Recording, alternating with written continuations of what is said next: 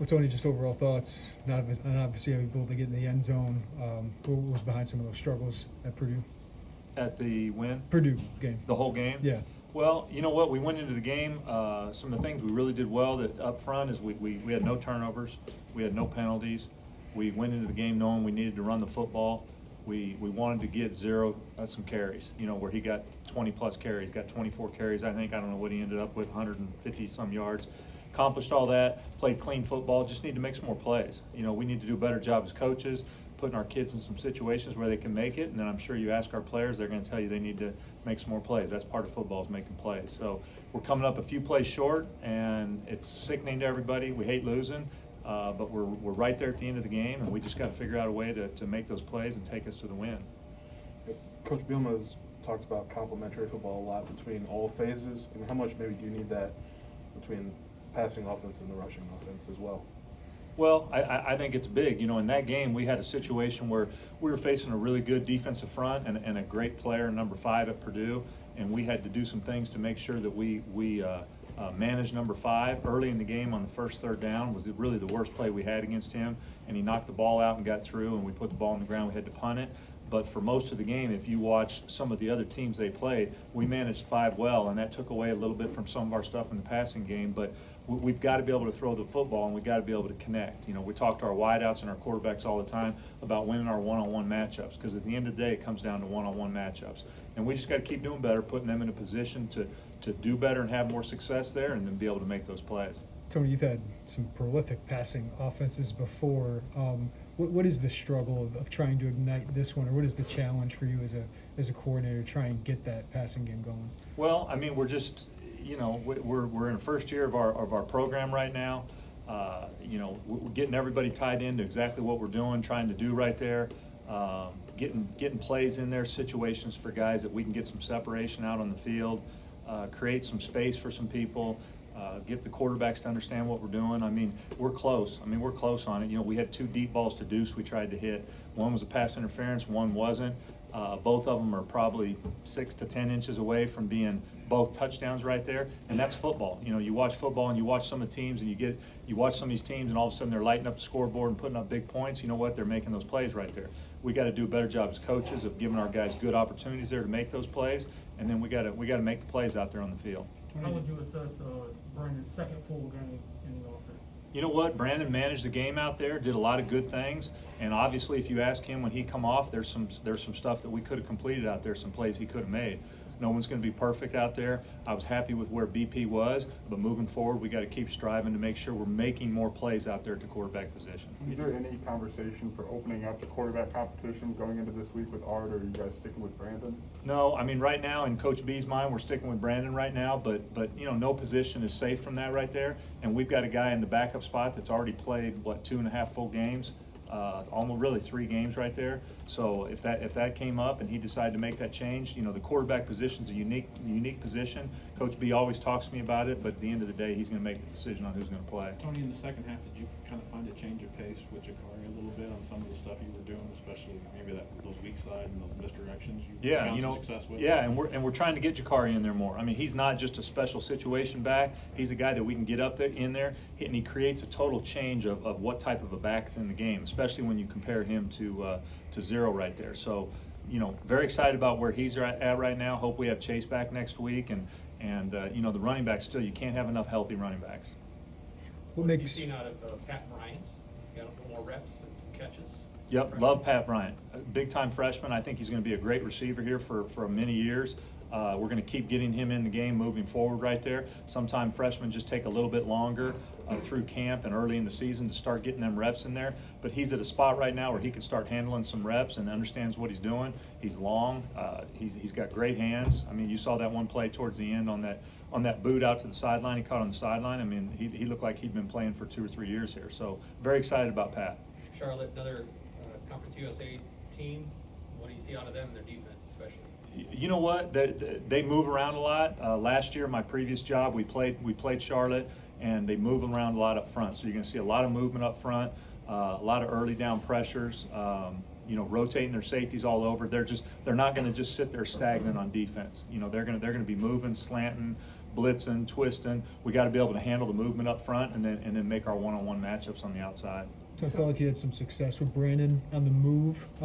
Does that help him at all, or what did you see when he got on the move a little You know bit? what? BP throws the ball well on the move. You know, I think he throws it well from the pocket and the move. Any quarterback, I think, whenever you can get them moving a little bit, that's good, especially if they're having a little bit of struggles in the pocket. We got Brandon outside the pocket 4 or 5 times, and he had success doing that, and that's something that we'll always keep in our game plan. Coach, can you just comment on the quarterback position more from a long-term perspective? What have you seen from other guys in practice, like Matt Robinson, Samari Collier? What's kind of the future of the position? I'll start young. Samari's our true freshman. Very excited about him. He's got great size and big time arm right there. What Samari is he's a true freshman at quarterback. So he's got what I would say a long ways to go. Like all quarterbacks, just understanding all the little things, picking up on the offense, making the reads, just everything that a quarterback has to do at this level. Matt and Ryan would be the next two I would talk about. They're both kind of in that 3rd and 4th slot right there. Not a huge difference between the two of them. They're both getting reps in right there. What's hard at the quarterback position is once you get into the season, it's hard to get the backup any reps. You can't get the 3rd and 4th quarterback any reps. So, you know, if you're out there ever watching practice or you guys are able to, you know, those guys are back in the back during the snap trying to get a rep versus air, really. You'll see all 3 of them back there trying to get reps. So those guys are doing the best they can. It's just there's only one ball out there and only so many shots for each quarterback. How have you seen Art progress in those limited reps with, more time in the system? Obviously, Brandon has a lot more. Yeah, of that. Art does a great job. What I always say about Art Art reminds me when I had Eric Driscoll one year. He really approaches it like a professional, and it doesn't. If Art's not the guy and he's not in there, he's going to do everything he can to get better every single rep. And he's locked in and focused. He's a great teammate, and then when he gets his opportunity, he's going to be ready. How did not having Chase, affect Chase Brown affect just the offense? You talked about having healthy running backs, and you're down one. Going to Purdue. I mean, when you're down what you'd call your starting tailback going into the fall camp, I mean, that's not what you want. Josh did a great job. I mean, he's going to be an unbelievable player here, but he's still a true freshman, and we gave him the ball a bunch, and we planned on doing that. But it would have been great to have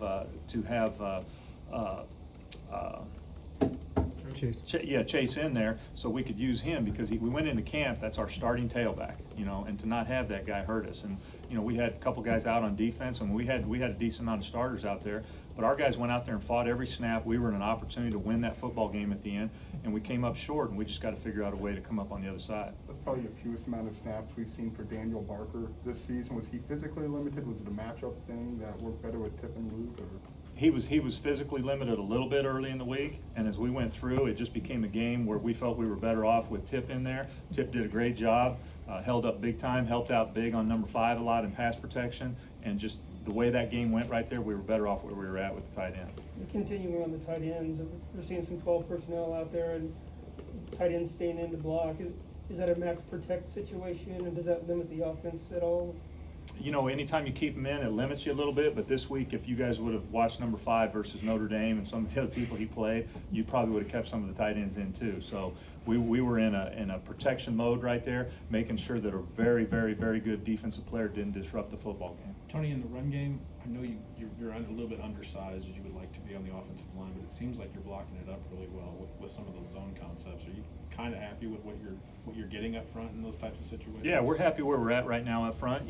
We're a little bit undersized in some spots. We'd like to be bigger, and down the road, that's what recruiting's all about. Sure. And there's some times where we've even got plays, and you look at it, and you're like, hey, that's all blocked up, and it's good. And some guys lose their one-on-one matchups, and we don't have as much success on that play as we'd like to. And it's no different than on the outside. You get the one-on-one matchups, and football's about one-on-one matchups at the end of the day. So everybody's got to do better. We got to start as a coach. It's the first thing I got on the bus, and the first thing I look at is how could I have done a better job to help those guys on offense come up with one more touchdown to win that football game. So we all look at ourselves right there and get back on board and go play another game this week. You said football's a game of winning one-on-one matchups. How do you get your wide receivers to start winning more of those one-on-one matchups? You know what? Going out there and practice and doing it every day. We go against our defense all the time. Getting more comfortable, and we're young at wide receiver.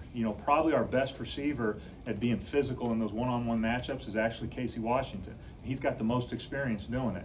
We got 2 guys out there fighting their tails off out there that were in my room in the spring as quarterbacks.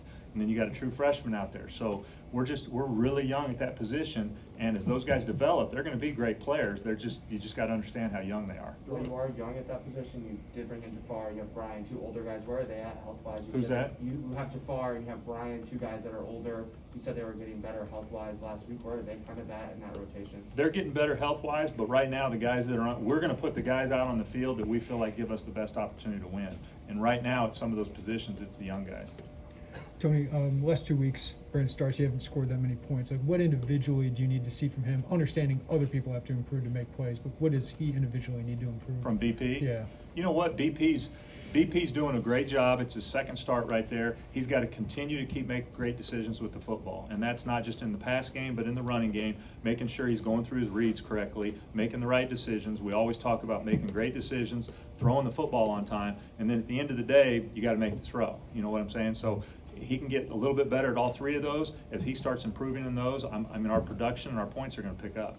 When you're not able to maybe hit some of those deeper passing routes, just how does that maybe change what you want to do offensively when you maybe can't get that mix of them in there? Well, I mean, you still got to take your shots, especially when people are going to load the box and play one-on-one on us. You got to take your shots, and if you take 7 or 8 of them and you only get 1 or 0, that's not going to be a good football day out there. But you've got to take your shots. If people are going to load the box on your one-on-ones, you got to figure out different ways to set those one-on-ones up. Try and get some more separation at the receiver position, and then the quarterbacks make those plays. Because if you take 7 or 8 shots and you hit 2 or 3 of them for touchdowns, it changes the game right there, and it keeps them out of those heavy boxes. A lot of people talk about the 4th down, not going for it, but to be more productive on 3rd down, you guys didn't have a lot of conversion. What's going to be key there for you guys? Yeah, I mean, that's the way I look at it. I mean, Coach B makes the calls on 4th down. I thought that was exactly the right call right there, without a doubt. We got to do better to not put him in that situation, and that's again, like, I've been doing this a long time, and even when I played, is when a game's over, I'm going to look at myself. What could I have done better? What could I have done better as an offensive coordinator to help put him and not have to make that decision and get a 1st down there and not be in 4th and short?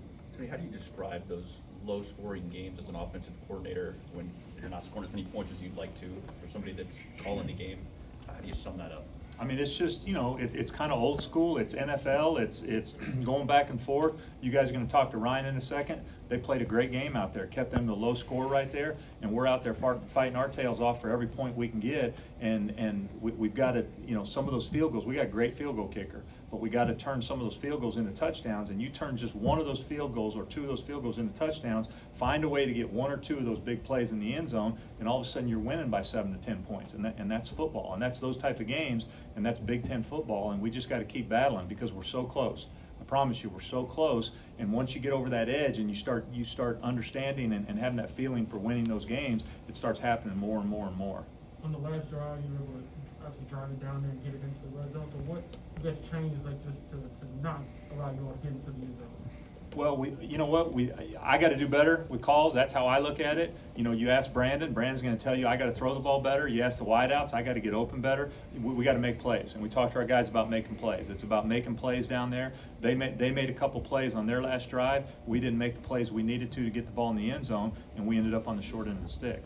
I mean, Brett's talked a lot about understanding this was going to be a process to get this going, but how do you balance that with 3 of the last 4 losses being close? I mean, emotionally, what's the kind of the pull there? I mean, guys, it's tough now. I mean, I go home, my wife gives me a big hug, and she's like, I'm so sorry. And I mean, it's just, losing sucks. We spend so much time put in to win these football games, and our kids are working so hard, and they are so bought in right now, and we are so close, and they fought their butts off that entire game, and it just makes you sick to come up short. But at the same point, I would much rather be in that position right there and be that close than all of a sudden you're losing by 28 points and it was over in the 3rd quarter. So I hate it, but it's a process like Brett says, and we're going through some growing pains right there, but I know we're going to get out on the other end. Time for one more question. What has Tip brought you? Former walk-on that's played a bunch of snaps last week. What has he brought to your tight end room? I love Tip because he was able to come in, and all of a sudden we're down a tight end right there and needed to put him in, and he got it done. And yeah, he's a former walk-on, but now he's on scholarship, and he's a Big Ten football player. And Tip's a really good tight end, and I'm glad we got him. He's a great player for us.